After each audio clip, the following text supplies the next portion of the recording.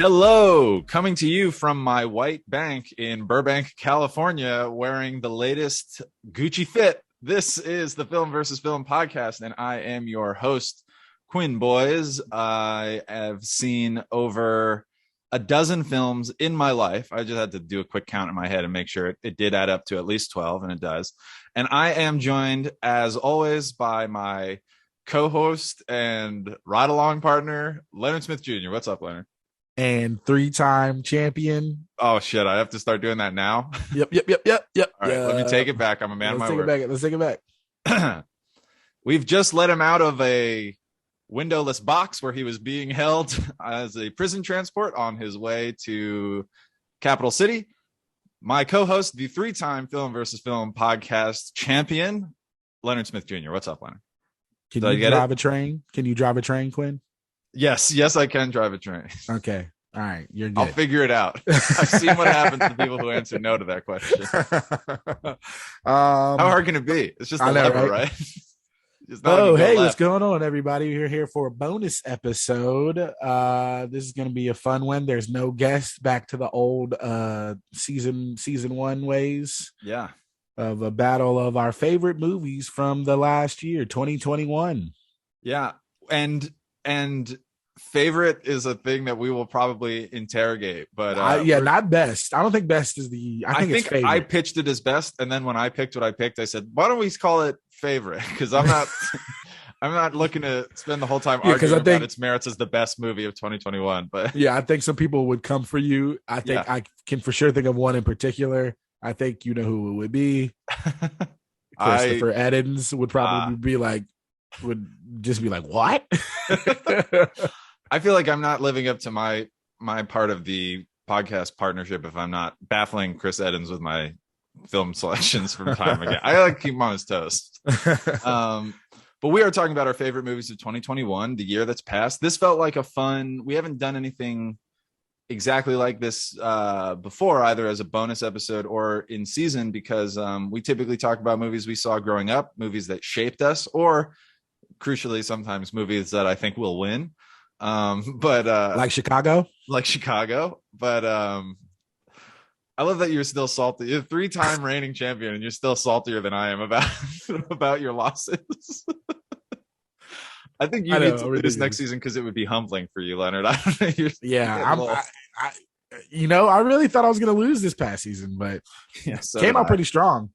So did I, but the bigger they are, the harder they fall. We're talking about our favorite movies from 2021. I feel like we've referenced yours most to start, and yours was, I feel like, a movie that got a little less fanfare. Yeah, a little bit less like of an impact. My movie was kind of memed out before when like the trailer hit. So we'll get to House of Gucci. I might as well just drop it now. And I'll talk about why I picked it. House of Gucci? House of Gucci. I do think it's among my favorites of the year, and nobody wants to hear me get on this podcast to talk about Dune or James Bond. So I picked the House of Gucci. But before we get into all that, I appreciate that. Let's talk about a movie with other warring rival factions, and it's the Netflix Western, The Harder They Fall. Wait. Before we talk about The Harder They Fall or House of Gucci, give me your top 5 favorite movies of the year. That's tough considering I feel like it was a weird year for movies. It was a weird year for movies. And also I feel like the movies I went out to see are like the obvious picks. So I would love, listen, Leonard, we say it all the time. We're cineists. I think people look to me to set a certain standard to find films they haven't heard about before. So when you're asking me my top 5 and I say like Dune, Spider-Man, West Side Story. I don't think there's anything wrong with that list so far. I really like the Spielberg West Side Story. I would have to I got to 3. Now I'm like scratching my trying to go back. Like, what good comedies came out this year? You're gonna say House of Gucci not in your top 5? No, House of Gucci. I'm thinking other. I thought we were talking like other. Okay, other. All right, other than our choices, yes. I really like the Eric Andre Netflix movie Bad Trip. Bad Trip? Yes, yeah, that was fun. I'm getting into this thing where there's an ESPN multi-part documentary on the 1986 Mets that I liked, but nobody saw. That's not a movie, but I don't know. I'm scratching the barrel. What do you have? I'm gonna look at my letterbox while you give me yours. Oh, No Time to Die. I really did like the Bond movie. No question about it for me. The first one I gotta say is Judas and the Black Messiah. I forgot that was this year. Yep. Yeah, I know, right? It was a long year. That movie was probably, I would say, the best movie of the year, but man, I didn't want to fucking talk about that movie because it fucking upsets me. I'm just pissed off at the end. But I mean, that movie is just amazing. Obviously Spider-Man was really good. Bad Trip was really fun. Man, I had a top 5. I was talking with my roommate, Austin Crest, a past guest, and we were talking about our top 5 movies. I know Spider-Man was in there. I know Judas and Black Messiah, How Did They Fall? Bad Trip was also really fun. Red Notice was really fun. I never got around to Red Notice. Free Guy. I hated the third act, but that was a fun movie. I liked Free Guy. Yeah. I don't know if it's my top 5, but I saw so, those are all the movies I'm talking about. Don't Look Up. Oh, yeah. Don't Look Up was great. I love Don't Look Up. I almost chose Don't Look Up for this episode, but. Interesting. I just saw that. I never saw The Power of the Dog or like, the other. That's the one with the big red dog in New York. Oh yeah, Clifford. Forgot about Clifford. Oh, that's not The Power of the Dog. That's the most powerful dog in cinema. That dog is like a skyscraper. Yeah. How the fuck did that movie get made? Like how? Clifford? I mean, children. People have kids, so I guess people love Clifford. Honestly, it's easier for me to imagine how Clifford got made than how like Netflix spent money on like the actual movie, The Power of the Dog. But I'm glad that they're doing it. I'm now looking through my like letterbox to see what movies I picked. I don't think Godzilla versus Kong is going to crack my Space Jam. Now I'm just naming movies I've seen. I'm not putting them on the list. I know. I just started naming movies I saw too. I didn't see Power of the Dog, but Belfast or Wes Anderson's The French Dispatch. No, see the French. I didn't see that either. So Last Night in Soho was pretty good. I don't know if that's on my Eternals. Talk about I didn't Matrix see that. Resurrections. A lot of crap this year. Yeah, a lot of crap. And that's what I was about to say. Who let that movie Stillwater get made? Stillwater? Yeah. Where Matt Damon plays the country dad who goes to like the Middle East to get his daughter back. I don't know why I'm laughing. I haven't seen this movie. It might be very serious, but I don't know. It is a very serious movie, and it was like, what is happening? You know what? We never said King Richard, and I'm kind of mad that I didn't see King Richard because I heard it was really good. See, that's the other thing. It's like I'd love to give like better choices, like maybe King Richard or like some of the buzzier picks that might be up for awards. We'll find out. Not film versus film awards, but actual Academy Awards. So I haven't seen everything. I feel a little incomplete. I usually spend January and February like making up for the prestige movies that I haven't watched when they get nominated for stuff. Yeah, exactly. So it's tough. I never really watch the prestige movies that often. I miss a lot of them more now too. Yeah. Also was really disappointed by The Green Knight. I thought that was gonna be litty, and it was so like just boring in the story. It wasn't even a really good story. It was just like it was weird. Anyways. Yeah. And then it's like that thing where the movies that I was anticipating, like I would have had a better like this. There's a version of this where we just did what's your least favorite new release of 2021, and I just like unloaded on the Matrix Resurrections. Oh God. Yeah. But I guess that might have been more fun, but I don't know. We're positivity in the bonus episodes. We're not looking to hate. Exactly. Matrix would have been up there for me. I actually was like, down there. I actually like enjoyed like the first 45 minutes of the Matrix. I was like, okay, this is kind of, and then I was just like, oh well, this is too convoluted and it's just too much. The problem was I knew I was going to hate the Matrix because I was just like, you can't put the genie back in the bottle of what the original movie was. Like, I'm not a big fan of the original sequels either. So I was just like, I think I was just like going as confirmation that I was going to hate it. And that's not a good mindset to be in to see it. But yeah that's what I was. I honestly went in with like no prejudgment. I didn't have any, I was like, I'm just gonna accept it is what it is. I saw a lot of bad things about it on Twitter before, so I was like, I watched it like a couple of days after it came out because I was like, I got to see this quick before it gets ruined that I don't watch it. Did you see Godzilla versus Kong this year, Leonard? I did not see no. Godzilla versus That was my first trip back to the movies. I don't. I just don't do movies like that, man. Like, I was like, I gotta watch the monkey and the lizard punch each other on the big screen. I wanted to see Ghostbusters, and then I just heard it was bad, so I never saw it. Never saw it.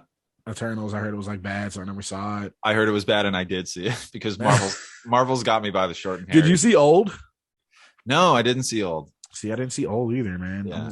There's a lot of movies I need to catch up. I watched a lot of shows this year. I feel like more than anything. Mm-hmm. But I still watched a decent amount of movies, just like hella random movies. The thing about Netflix movies in particular, sometimes, and that's why I'm glad that you gave me one, because it put me on a timeline to watch it. Like when The Harder They Fall came out, I was like, that looks cool. But the thing about Netflix movies is you add it to your queue, or maybe you don't even get that far. But you're like, this is out. It exists on Netflix now. There's not the same like ticking clock scenario. Yeah. Like, I got to see this before it goes, And the other thing is, when they drop, Netflix does a good job of just like hitting you with a ton of content all the time, that even things that are legit good, nobody's talking about them sometimes a week later because the next thing has come along. And so it can be tough to keep up, I feel like, with some stuff that comes out. And then so I wind up getting to movies like this always after the buzz has died down, kind of. Yeah, I feel like the like avid or like Netflix user, which I'm not, either has that problem with that you have, or they watch everything that comes out like as soon as it comes out. Right. Like, and I just don't have the stamina for that. Yeah, I was like, who has the time for that? I don't watch Netflix like at all. And I honestly haven't you said on this podcast that you've considered or were we talking privately, but you've considered cutting the cord from Netflix? Oh, I did. I cut it. You did cut it? I cut it like a couple months back. Okay. So and I'm not crazy. I just got a homie's login, a former guest's login. So he just gave me his. Yeah. So I put it on because, I have a couple Xboxes. I put it on one of my Xboxes. And whenever there's something I need to watch, the main reason why I got it, a friend's login, is because I know I needed it for this podcast, because I need all the options. Yeah. But I only need Netflix for this podcast because I don't ever choose to watch. So what happens now with me and Netflix, like if it's a good Netflix movie and people are talking about it, or a good show like Squid Games and it's buzz, then I'll go and just watch it. Mm-hmm. I don't ever like choose, like, let me see what's on Netflix. It's like, oh, okay, Don't Look Up is really good and just came out on Netflix. I'll watch it. And then that's what happens. Have you seen The Tragedy of Macbeth? No, it just came out on Apple TV Plus. Yeah. So I'm gonna watch it. I do have that. I don't know if I can. I don't know why. To watch I literally only pay for Apple TV Plus for Ted Lasso, and like I should cancel it, but they get me for the whole year because I don't want to miss Ted Lasso. It's fine. It's the cheapest way to continue having Apple TV Plus is just buy new iPhones every time, because when you buy an iPhone, you get a 3-month trial. So every time my 3-month trial runs out, I just buy another iPhone. Speaking of, look at you, 3-time back-to-back champ. You've got multiple Xboxes. Why the imbalance of power on this podcast is crazy. Yeah, man, I don't even have an Xbox, let alone Xboxes.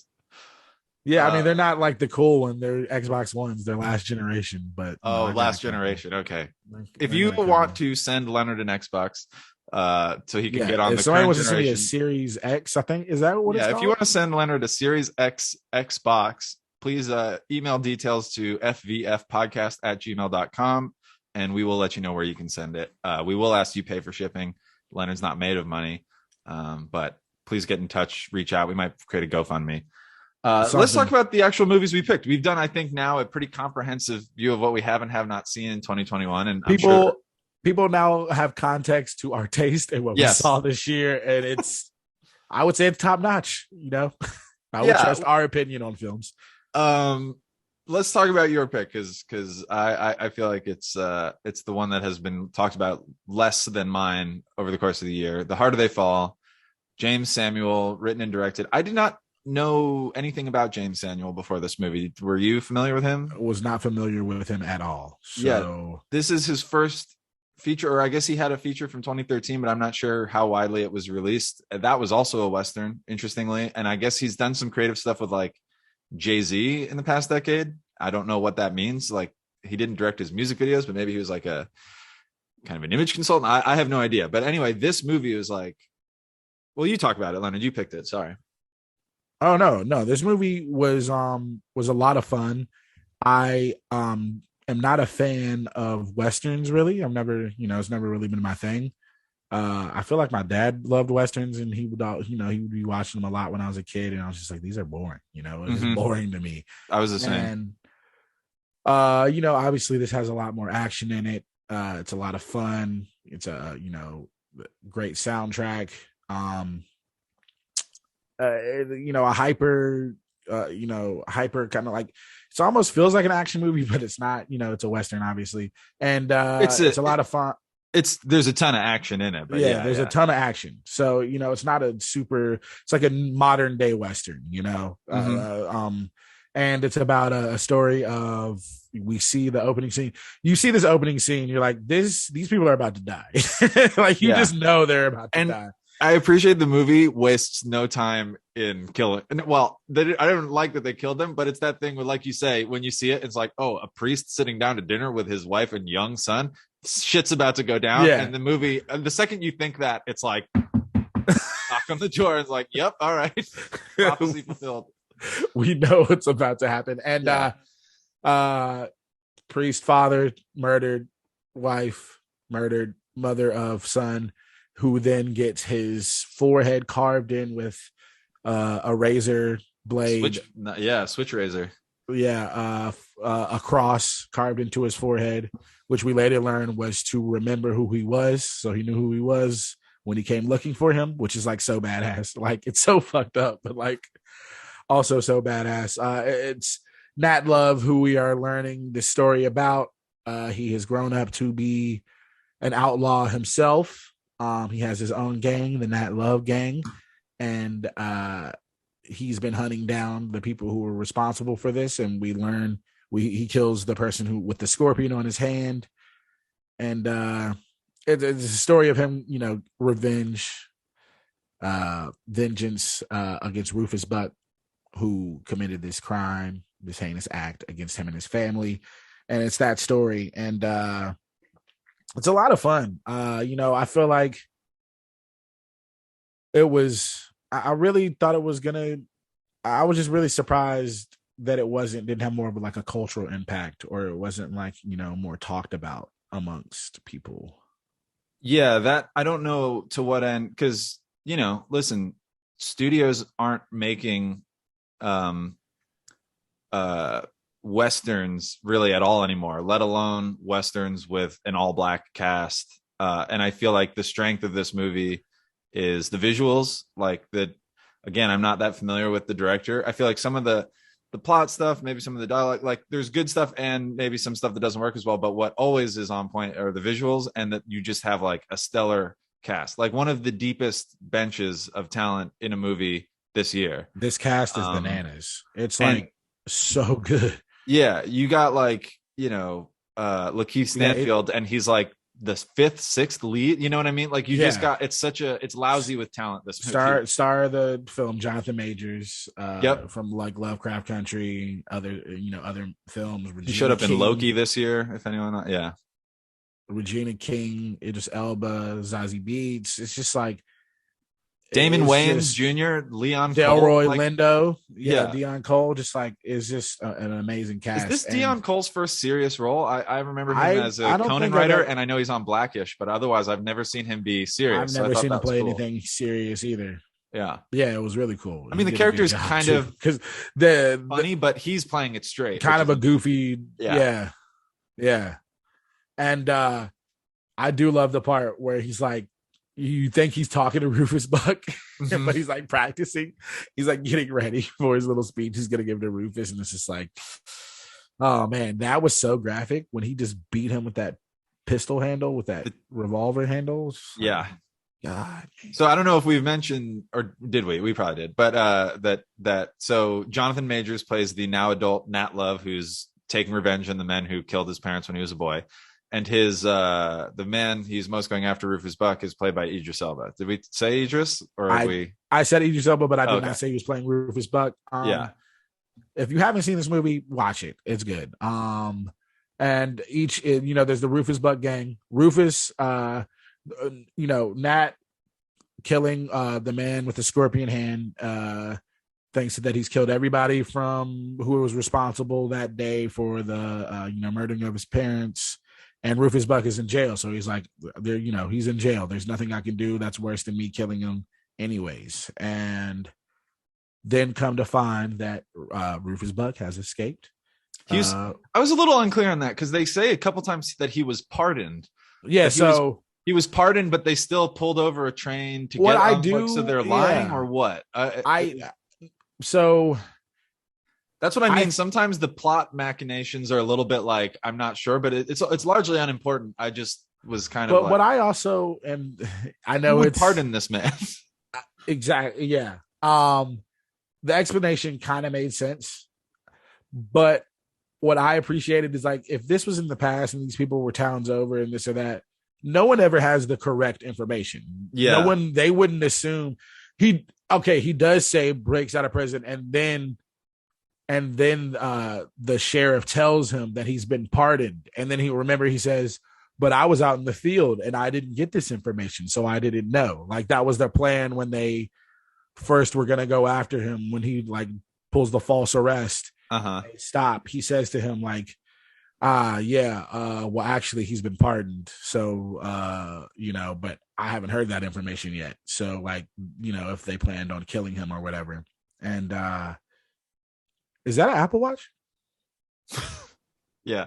Oh yeah. Hell yeah, dog.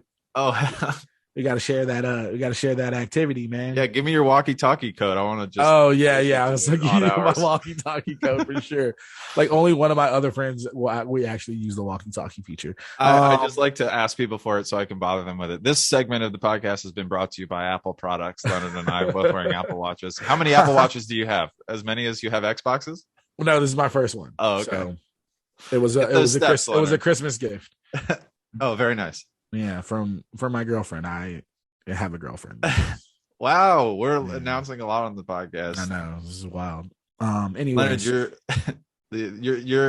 2021 was a so-so year for movies, but a phenomenal year for Leonard. I think that's the takeaway.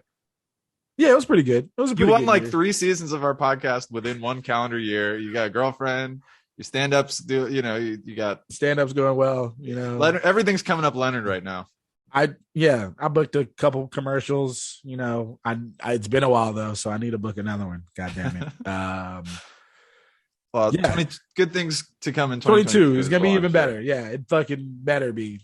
God damn it. You're kind of like, I can tell you're overflowing with confidence. You got a new swagger to you. Like my favorite character. We just in a huge assessment of talent. I don't even know if we mentioned Zazie Beetz is in this movie. Have we mentioned her as well from Atlanta? I said she's Zazie great. Beetz. She's great. But my favorite character in this movie, and I'll be interested because I think he's your favorite character too. I want to see if we come to the same place here. Is Jim Beckworth, the fastest hands in the West? Yeah. I just played by R.J. Seiler, a actor who I have not. If I've seen him in stuff before this, I did not recall. But like, he's great. He plays just sort of like a cocksure member of Nat's gang, and he's like obsessed with his reputation as being like the quickest draw, not only in like his part of town, but maybe the world. And there's that standard Western trope of like, you're quick, but there's always someone quicker. And of course, there is a rival counterpart in Rufus's gang, and the rival gang played by Lakeith Stanfield, who plays Cherokee Bill. And Cherokee Bill, they pay off the name at the very end. He kills someone, and then he speaks to him in Cherokee, and I was like, why is this guy Cherokee Bill? But that's the reason. But they have a kind of rivalry on who's got the faster hands. But I just love his performance. Like, he's having as much fun as that movie is kind of trying to be. Like, I feel like he embodies the tone of the movie. Like, Jonathan Majors is great. He has to be kind of like emotionally he's trying to get something emotional. RJ Seiler is just along for the ride. Yeah. And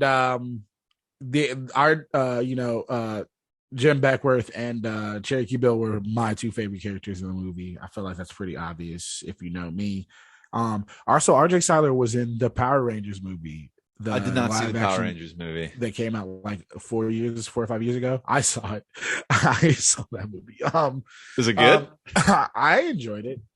I mean, did they still have the black guy play the Black Ranger? Yes. No. Oh no, he might have been like the yellow. I don't know. It was something weird. I think it was something crazy. I just feel like how are you going to make a Power Rangers movie in 2018 and have the Asian woman be the Yellow Ranger and the black guy be I the think Black they Ranger? changed it I feel like you got to around. maybe If spin I the wheel on remember, that one. if I remember correctly, I think they switched it up. But no, yeah, man. I watched this again last night as a refresher, just to I was like, fuck it, I'll watch it again. And yeah, man, there's a lot of foreshadowing, which is in a lot of movies, but like they're just the whole time they're like, oh, you're too worried about being flashy and about being the fastest in the West. And Delroy, Lindo Delroy's character, I can't think of the sheriff's name right now. He's like, you're gonna get yourself killed.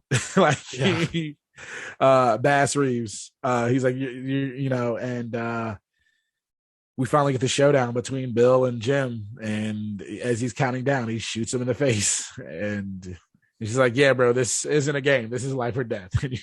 Like, yeah, I kind of love that. Like, I mean, Lakeith Stanfield is just a very charismatic guy, but I feel like in some movies he's good at playing like the reserve. He's surprisingly good at playing like a heavy for a guy who does not carry that much weight. Like, he's not physically imposing, but he has a really good kind of just direct delivery, a way of thing where you're like, oh, don't fuck with this guy. When he was on the train, like him talking on the train, just like that little speech he gave.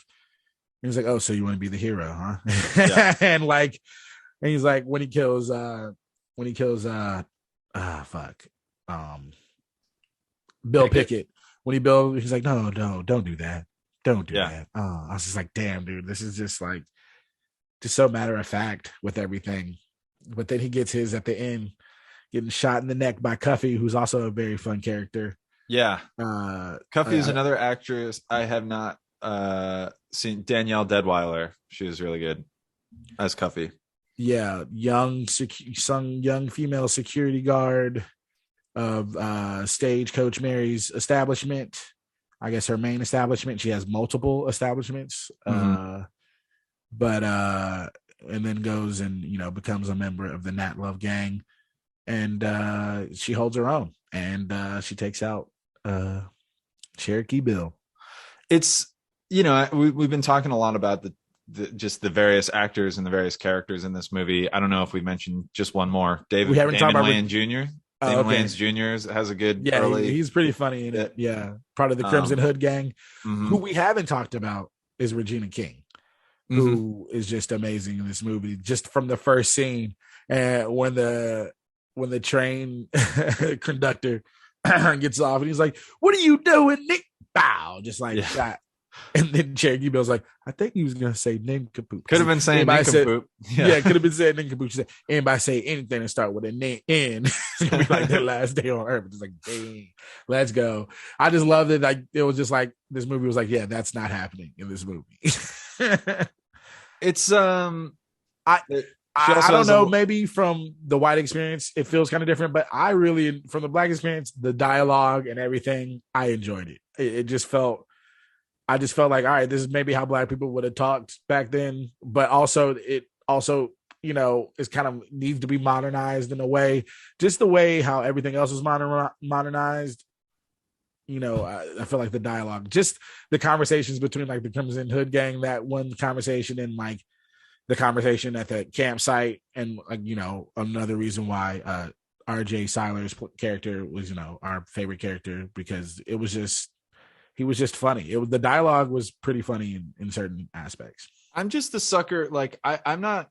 So you talked about like your dad was into Westerns and you didn't really care about them growing up, and my dad wasn't so much into Westerns, but I was the same as you. So I just didn't care.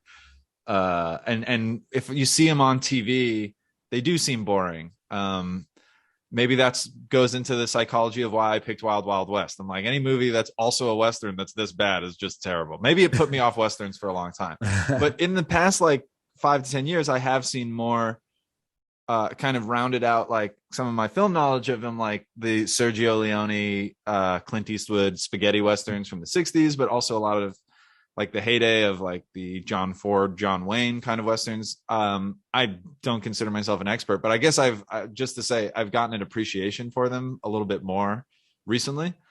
But they don't really make them anymore. So it is interesting to do them today. It's like, you walk through a town, you don't want it to look like a set. And I was struck by how different this Western movie looked. Like, I feel like in terms of the bloodshed and the gore and the kind of like revenge storyline, a lot of it feels like a spaghetti Western. But like all the towns, like the saloons and all, it's a very colorful movie. And in a way, usually Westerns are just kind of like yellow and brown, like hues, because you're out in the desert. I think the director was just trying to make a statement with that, because it's like very bright, it's very exciting, it's very fun, like Stagecoach Mary's. And that one scene, which I thought was, there are some like weird parts of the movie, like the way Stagecoach Mary comes out with the song. I thought that was a little weird, but it was still a fun song. I liked it more the second time I watched it. But also when they bring Stagecoach Mary into like the saloon in Redwood, and it's like terrible idea, the blue thing, and it's like so dramatic, and then they reveal Rufus Buck sitting at the table. I was like, what the fuck is happening right now? This is so weird. Anachronistic. That felt out of time. Yeah, exactly. So I was just like, I don't. But then, it was cool. Who knows what they were doing back then to entertain themselves and stuff. But that was just, it just felt a little weird and out of place. But it was cool. It was cool. But it was just like, what am I watching right That's now? one. And you can look at it as a critique, or you can look at it as a kind of a liberating part of this movie, which is that when there were things that needed to make sense or things that would be cool, they often would just be like, let's just go with what is cooler. And visually it's a very it's a fun film to look at, and it's a fun film to watch, and it is a fun film to look at. It's a fun film to watch, and I feel like maybe this director is trying to be like, this is what I wanted to make, this is my vision, and I thought it was cool and I enjoyed it a lot. The music is also very good. Music is also very good. There was something I was talking about earlier, how it's like very, like you were saying, it's very vibrant and colorful, and that's not like usually how most Westerns are. And I think that was like being like, all right, well, this is the Black experience, vibrant, exciting. But then I think that point is really shown when they go to Maysville, the white town, and literally everything is just white. Yeah, like everything that everybody's wearing is kind of demure and just like pastel, kind of like light colored, and everything is just like even like the dirt was white. Like everything was white. It was crazy. It was. It's like this most vanilla ass town. I think the title card for it too, because every time they entered a new town, they'd have this big ass like Redwoods or whatever, and it would just take up the screen. And I think it was a white town, like the name of the town. It was Maysville. White text. It's just white, plain white text. Yeah. And they go in, and everyone immediately, like just them walking into this bank they have to rob, and realizing everyone who's white is like staring daggers at them already, because just the fact that they are in the bank is like, yeah, it's like, what are they doing? I was like, I would have thought they would have instantly been like, they're here to rob this bank. I would have at that point, I would say like they carry on the ruse of like, go and see if you can make a deposit. It's like at that point, just take the guns out, just be like, we're obviously robbing exactly this place. I think maybe the white people are like, there's no way they're going to try to rob this bank right now. That's crazy. You don't rob white banks. Not black people, at least. Well, there's also, we've talked about on this podcast before, we've both talked about it, but obviously I think you're the one who can maybe speak to it. But I know for me, it's like, we've talked, if you're making a period piece with a primarily black cast, especially something as far back as like the 1800s, I noticed, so I imagine it was very intentional, like from the part of the filmmaker, like it's not about, we both love Django, but it's not about like slavery. It's not as like heavy. It's like, these are just some really talented black actors. Let's let them just, it's a Western. It doesn't have to like carry the weight of like, and I feel like that's got to be something. And that's what I was saying earlier. That's what I was saying earlier with the train scene. That's why I was just like, he was about to say it, and they're like, no, this is not that movie. You know what I'm saying? That's why she shoots him instantly before he can say the N-word.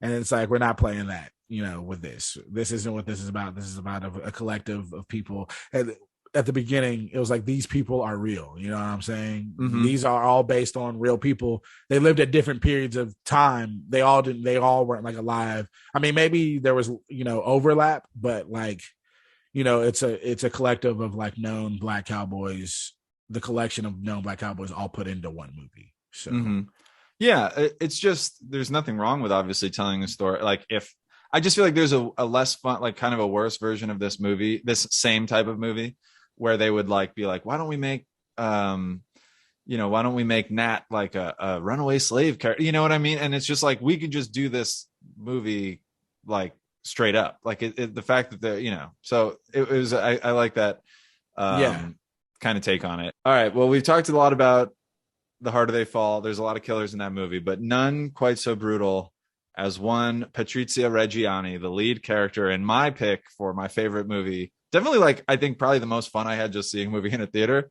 House of Gucci. Leonard, you had not seen this movie. What did you think? You mean Signora Gucci? You're right, Patrizia Gucci. Yeah, as she prefers to be called.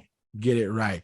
Man, I hadn't heard anything about this movie. I just, saw memes. I heard like it was ridiculous. I heard Jared Leto's accent and everything was ridiculous. And that was really it. So I didn't really know.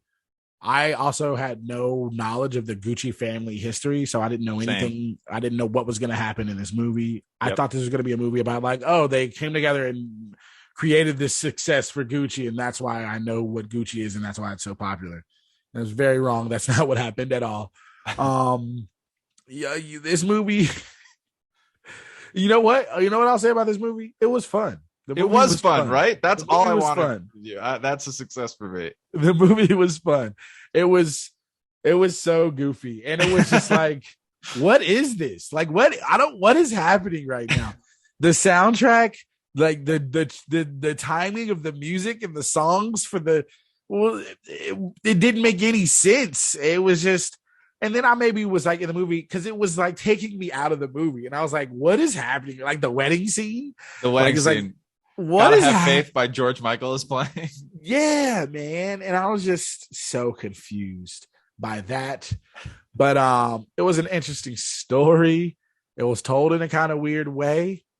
And like I remember being in the theater and be like, so wait, is she stalking it? Like, are they like making her out to be like some conniving, like ill, like deceiving woman, like but I guess that's what she was, and that's what was happening. So I was just like kind of confused. Mm-hmm. And at first I was like, who's the villain? Like, and then it's like, oh, she's the villain. Okay. And then I was like, is she about to suck his dick on his boat right now? Is that what's about to happen? I don't know. That's what happened, right? She sucked his dick on the boat, right? I think so. I'm trying to remember. That's not where I thought you were going with that. So you caught me. Yeah, I know. That's the only thing I wanted to talk about. Which boat and whose dick? What? All right. So remember, they're like in the beginning of the courting stage, like dating, and then they're like they go put that boat in the water, and it's like the first time they kiss. Yeah, it's like on the boat, and like the dude is following them, watching them, and then you learn it's like his father's like aide or whatever. Has been watching them the entire time. And Domenico or whatever. Yeah. And they get in the water, they get in the boat, they put the boat, and they're just sitting there, and then she goes and like kisses him or something, and then she grabs a blanket, like folds the blanket and then puts it down in front of him, and he's like, huh? Oh yeah. Yeah. I think and then she starts to get down, and then they cut. And I was like, wait. Because she started folding. I was like, wait, she about to suck dick on this boat right now. Leonard's like, shit, I would have married her too. That's exactly. But I mean, I was just in the theater like being like, wait a second, are they just showing that this character was like hot, and like every time he was like, no, she would just fuck him, and then he'd be like, okay. And I was just like, what is this movie saying like right now? Yeah, I feel like you start to get into trickier territory when it's like judging like what this movie's trying to say, because I don't know what it exactly was trying to say or was trying to get, like if it was trying to say anything grandiose. But I did like there's that moment. This movie, I guess, just to go back from the dick sucking for a moment, is it's just about the story of kind of the undoing of the House of Gucci. We have Adam Driver playing Maurizio Gucci. He is like the heir apparent. His father, Rodolfo, played by Jeremy Irons, wants a specific life for him when he's kind of nebbishy and shy. And when he meets Patrizia, who's like a working class woman in Milan, right? It's in Milan, somewhere in Italy. This movie takes place a few different places, but a lot of places. When they meet and fall in love, Jeremy Irons is like, you can't marry this woman. She's a social climber. She's a gold digger, basically. She'll suck your dick on a boat. But that's not someone we want in our home. So Maurizio is like, I love her, so I'm out. I renounce my inheritance, and he marries her. And of course, over the course of the rest of the film, they kind of work their way back in, where he does still wind up taking over his father's part of the business once his father dies. Then we also meet Maurizio's uncle and his father's brother, played by Al Pacino, Aldo Gucci, and his peculiar son, like the most bizarre performance I've seen in any movie this year or most years, which is Jared Leto playing Paolo Gucci, Mauricio's cousin, Adam Driver's cousin, who's this kind of heavyset, balding, Mario and sounding, like it's like just a big fat Italian stereotype performance, but he's so committed to it that I like was waiting for, like, I found myself, those are some of my favorite scenes, even though he's like legitimately doing the worst work. So I don't know how to rate this movie. And that's what I was like, is this bad, or I don't know, like, because the commitment was so good. He's through so many layers of camp that I think he comes out the other side. Like, I think he does is better for him playing it kind of looser, because I think the movie, like, I think there's some legit good Al Pacino scenes in this movie, and he also is very over the top. Anyway, just I guess to finish out the plot, Patrizia kind of Lady Macbeth's her way through Mauricio to like the top of, they run the Gucci empire. They ice out the other members of the family. They run things. And then, of course, in the final act, she kind of gets knifed by Maurizio, who she's sort of made a killer by doing all of his dirty work for him. He's like, I saw you doing those things, by the way, and I don't like it. But it's like, oh, but you liked benefiting from it, Mauricio, right? Now that there's nowhere left to climb, you're going to throw Patrizia over the side of the boat and pick up with a new, a millionaire heiress woman that you like better. And Lady Gaga's not having it. She enlists the help of her psychic, her televised psychic friend Pina, because she's one of those people who believes in like psychic signs.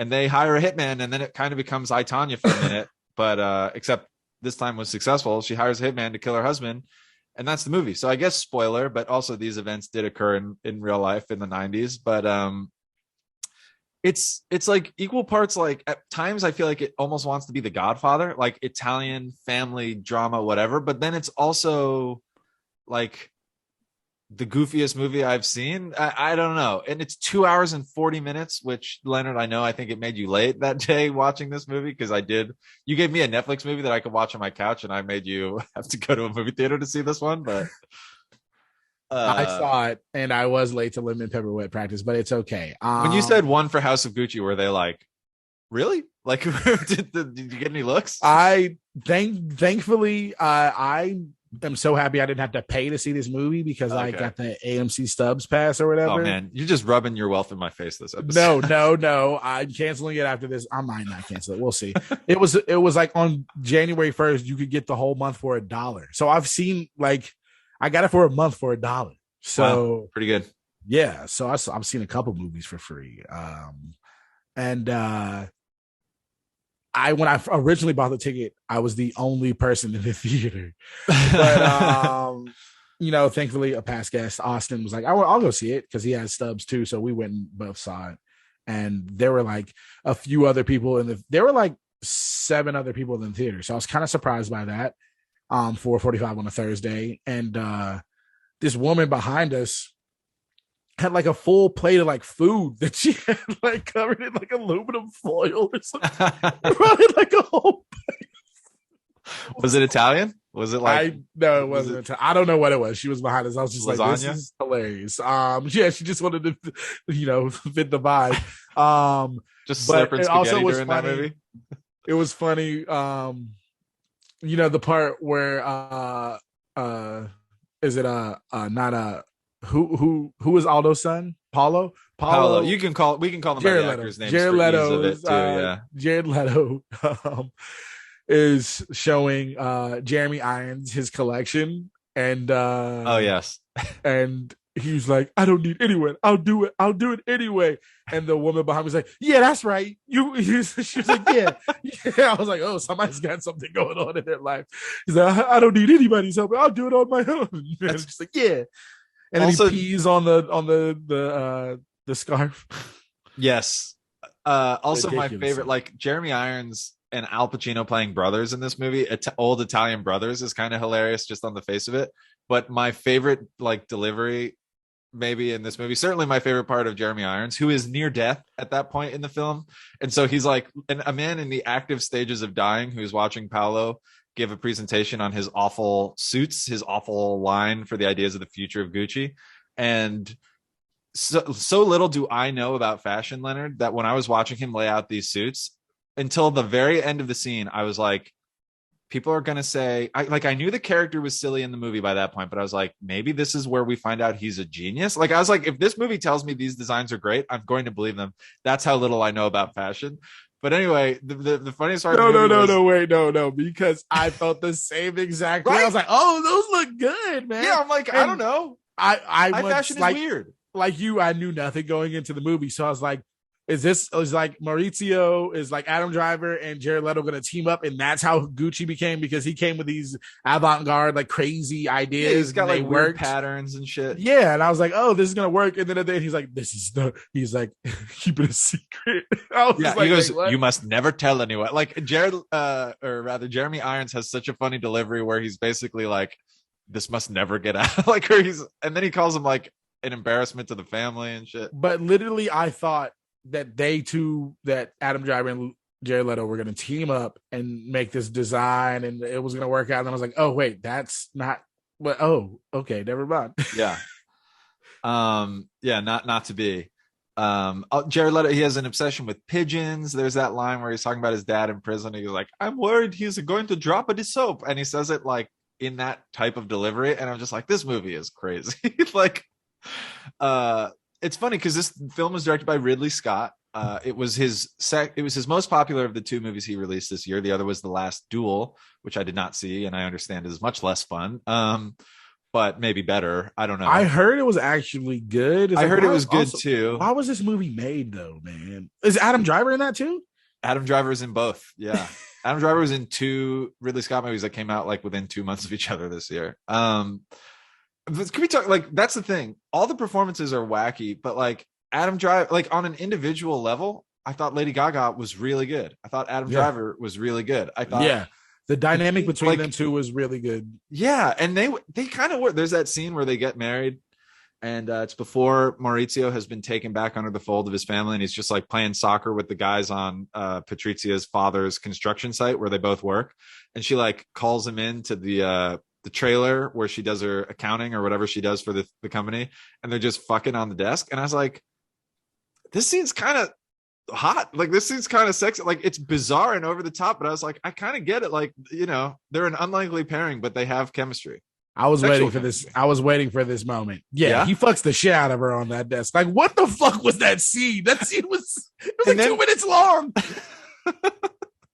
Yeah, no, they really he's like just banging the shit out of her on the desk on screen for like 20 seconds. I was waiting for her father, who doesn't feature much in the movie, but it is implied is in the Sicily.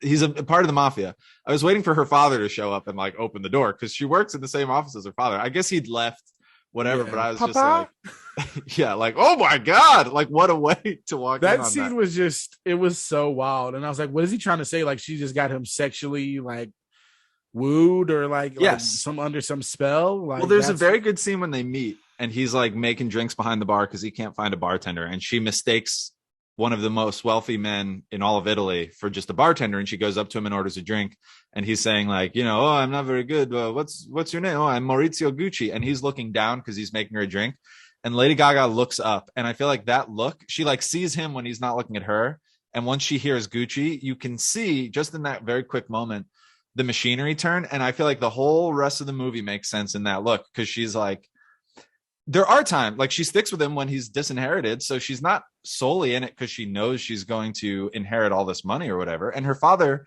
though not fabulously wealthy on the same level, does own a construction company and is in with the mob, so she's not poor, but like you can see all of the social like all of the she knew that she was in a position of power, even when he lost it. She knew that she was going to get him back in. That was her. Yeah, she was going to get him back in. So yeah, it's wild. It was like she just came to this party, And as soon as she met him, she was fucking stalking him, waiting for him. Yes. Well, that scene where she like, okay, Leonard, let's say you are a man about town. Let's say you're single for the sake of this scenario. Obviously, you're not. But if someone came up to you on your Vespa scooter and wrote their phone number in lipstick on your windshield, would that do it for you? Because I feel like that was a pro move by Lady Gaga in the I'm trying to woo this man. 100% would do it for me. Also, if they looked like Lady Gaga, I mean, sure, that helps. Elizabeth Taylor, that was a good line. I was like, oh, yeah, okay. Yeah. This movie, like, this movie was ridiculous. It was ridiculous. Fucking ridiculous. And I totally support and understand anyone who's like, pass on this. Because when I saw the trailers, this is probably why I picked it at the end of the day. One, because I didn't want to just talk about Spider-Man. Like, I love the Spider-Man movie probably more. We could have like Michael Gutierrez back on and talk about Spider-Man or something like more. I was just like, I want to talk with Leonard about Gucci because I saw the trailers and I was like, oh, I don't particularly care about fashion. I like all these actors, but this looks over the top and probably bad. I like Ridley Scott, but I haven't seen anything from him in a while that I was really into, blah, blah, blah, blah, blah. And so then I heard it's campy, it's over the top, it's not very good. And I saw it because like a friend wanted to see it and we like went and we saw it. And maybe it was one of those things where I would say it's my favorite movie this year when judging by where the expectations were set and the experience that I had watching it, because I had like no expectations. In fact, I thought it would be bad. And when it was this huge, over the top, operatic, campy, fun, weird, stabby Gucci movie, I was like, what? I'm here for this. I do like this actually. That's basically how I felt as well. I didn't even really know it was campy. I mean, maybe I didn't realize it was going to be as campy as it was. It could probably lose 20 minutes and it could probably, lose a couple fuck scenes. A couple fuck scenes, maybe. It does feel like there's a lot of time in the middle. And then once Lady Gaga decides to kill him, it's just like, bam, this, like it ends very quickly. But I do think like the through line from the movie is the two of their relationship. And I do understand why she's like, this dude's done. Yeah. Cause when he cuts her off, he's cold about it. He's like, you will have money and you will do it. But he like has his assistant break up with her at their kid's soccer game. I'm like, this shit's going to get you shot, Adam Driver. This isn't how you handle your business. How you do it, dog. You've seen this woman backstab everybody in your way. And now you just think you can just like give her some papers, like not even to her face and be done with it. No way. Just a meeting with people without him, without running it by him or anything. It's kind of wild. Pretty cold-blooded. Her, Rufus Buck, cold-blooded individuals. I was about to say, we usually like to tie these movies in together, and I would say like the main theme linking these two very different movies is bloodlust. There's a lot of and what's wild is I feel like the harder they fall is a tale that's been told a lot of times. And there's a twist at the end, which was nice. And even though I feel like it's kind of like a common twist, there's only so many twists you can have, and it's usually always like some familial type thing. And I wasn't even thinking about that in the movie. And it kind of like when I first saw it, I was like, oh shit. How did you feel when the reveal of Rufus Buck, of Nat Love really being Nat Buck? So yeah, it was, I did not see that twist coming. I will say, like, once he started monologuing about it, like once Idris at the end, when they should be having their like big showdown, and we've just seen a lot of killing, he doesn't even draw his revolver at any point. He just tells him the story about how when he killed his dad in the beginning, it's because he's also was his dad from a different marriage back when their dad wasn't a priest. He was a drunk and he killed his mother and all these awful things. I thought that was a satisfying twist. Like you say, it's very Western. Like once it started coming, I was like, okay, here it is. And I thought it made sense for why Rufus never killed Nat, although you don't need a reason for not killing a boy, but we did see him brutally kill his mom. So if, in old Western parlance, if you're going to kill a woman, you might kill a kid. I don't know. I'm just saying, like, it kind of made sense. But it's also that thing is like, so you couldn't kill, because Rufus is like, I could not kill my brother. And it's like, but you did fucking maim him by putting a scar on his forehead. Like, because part of me is like, I don't know if you're saying this and if I believe you, or if you're saying it just because the jig is up and you're caught, like you're going to be killed by some point. But I did appreciate that, like, because I'm like, oh, now this motherfucker, like Jonathan Majors, is gonna let him live. And it's like, nah, he's still got to shoot him twice in the gut, but he's going to be a little bit more broken up about it, I guess. And then proceed to shoot him as many times. Oh, that's true. Can. Then he empties the clip. Yeah. I liked it. It was a fun twist. And I remember thinking during the movie, like, I love how, like, I guess there was like not much to do or much to talk about or much entertainment back then. That it was like, we have to extend and fully do all the dramatics of every situation instead of like, if I was Jonathan Majors in the situation, it's like, I'm just coming in and shooting you directly in the head, getting it like, fuck you, you're dead. Or like, I'm torturing you or something instantly. I'm not listening to you fucking monologue before we have this duel or something like that. Like, but it's like, there's always dramatics in every situation in this movie. And it's like, and you know, one didn't last as long as it should have with Cherokee but I was just, it was just funny to me, something I noticed, like how they, like at the beginning where they're killing the whole Crimson Hood gang and they're just having a conversation while this dude is sitting right there. Yeah, like, what is happening? I like they also teased a sequel, so like everybody, a lot of the best characters die, but obviously some of them don't.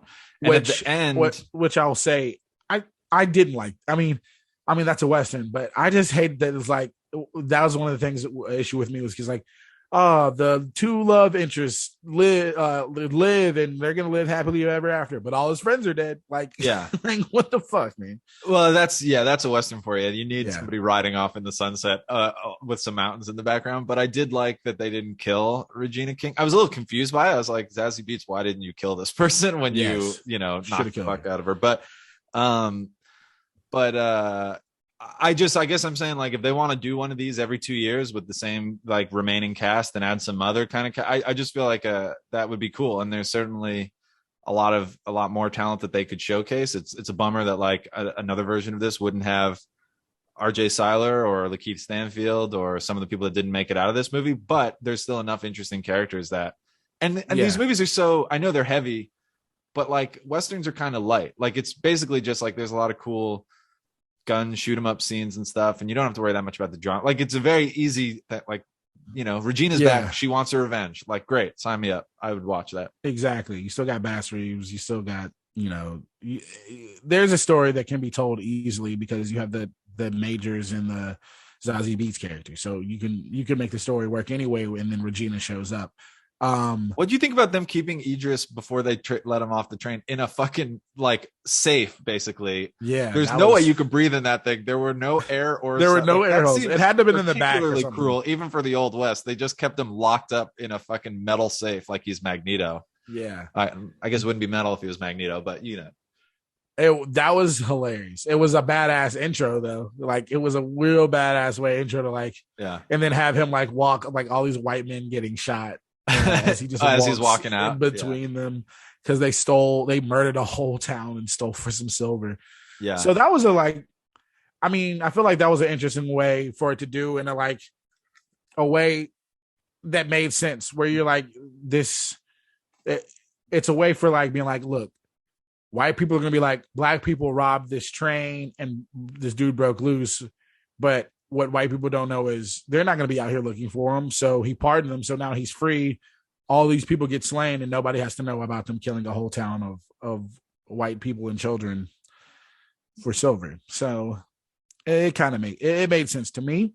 I like that they let the one guy live. That was the callback to the, who here knows how to drive a train? Because it's like, either they really care. I think the real reason is they want someone to spread the word, like, exactly. You know, Rufus is back.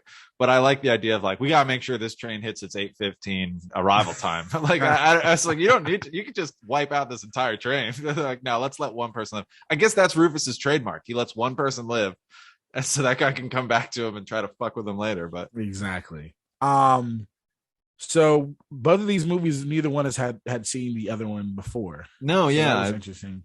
It was good. What do you, I mean, you know, I think we've talked about them pretty much all. We've talked about the Bloodlust. I think there's also like, these were two directors very committed to a very specific vision. Common sense sometimes be damned. Like, I appreciate that these movies are as like unique and weird as they are. I can understand people not liking either or both of them even, but I feel like I really liked Spider-Man. Spider-Man was really good, but like Marvel Marvel knows how to make these movies. Yeah, it was probably more enjoyable than both of these movies, if I'm, but there is something about like there's no sense of discovery. Like I just know what Marvel's going to give me, and they do it well, and I'm happy, and then I come back 3 months as long as it's not Eternals for the next one. But like it is something about like finding something that you didn't think you would enjoy, or you didn't think it would be that thing that it was, which I feel like that was enjoyable. I feel like I got that from both of these movies. I definitely got it from your pick watching it this weekend. Okay, good. Yeah, House of Gucci was ridiculous. I probably would have never maybe seen it if you didn't give it to me. So that was fun. I'm gonna give you some numbers, and you know what? I think I officially hate IMDb now because on IMDb, The Harder They Fall got a 6.6. Mm-hmm. I saw that. And House of Gucci got a 6.9. What the fuck? That's just for 69. That's just for Rotten Tomatoes, it's 63%. House of Gucci and Harder They Fall is 88% on Rotten Tomatoes. Wow. Okay. Yeah. So I appreciate that. And I feel like box office for audience score on Rotten Tomatoes is 93% for Harder They Fall. Interesting. Yeah. And House of Gucci has a higher at 83%. Okay. Audience score. Yeah, I feel like a movie like Gucci is sort of almost supposed to be divisive, so the 60% doesn't bother me that much. Like that feels appropriate. There's no box office to speak of. I mean, I know it was released, but it was obviously it's mostly a Netflix movie. Harder They Fall. House of Gucci grossed $50 million in the U.S. and $128 million worldwide. We will see what, if any, awards consideration it gets. I don't know if like it will get some of the acting performances may get nominated. I think Jared Leto is going to sweep all the awards. Maybe wardrobe. I mean, maybe they nominate 10 movies for Best Picture. Lady Gaga had a hard time coming up with 5 that we really love this year. Has it always been 10? I don't remember it being that many. No, they opened that up like 15 years or so ago. They decided to open up the category. It used to be like capped at 5. 5. Yeah. Now it can be up to 10, but it doesn't have to be. Okay. Lady Gaga did look good in the outfits, though. I'm gonna say that. So yeah, 100%. Where do you like this? This movie, oh my God, Bradley Cooper. Tell me something, girl. What's that? Oh yeah, yeah. Star is Born. Star is Born. This movie, Star is Born. What's the Lady Gaga trifecta? Like, she needs to make another one, or does she have another? I know she's killing the acting game right now. These accents though were ridiculous. It was all ridiculous. It was so funny. Well, it's funny because the last duel, from what I understand, it's like supposed to be like mid first century. I don't know. It's like the 1400s maybe, and they're supposed to be French largely, and people are just doing their own accent, which is like respect. Nobody knows how the French sounded in the 1400s anyway. Exactly. But I appreciate that this.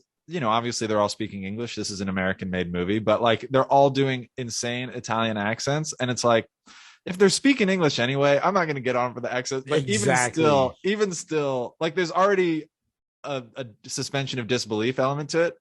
But even still, some of these accents are crazy. Like that's just like with that, I had to suspend disbelief with that, and then like.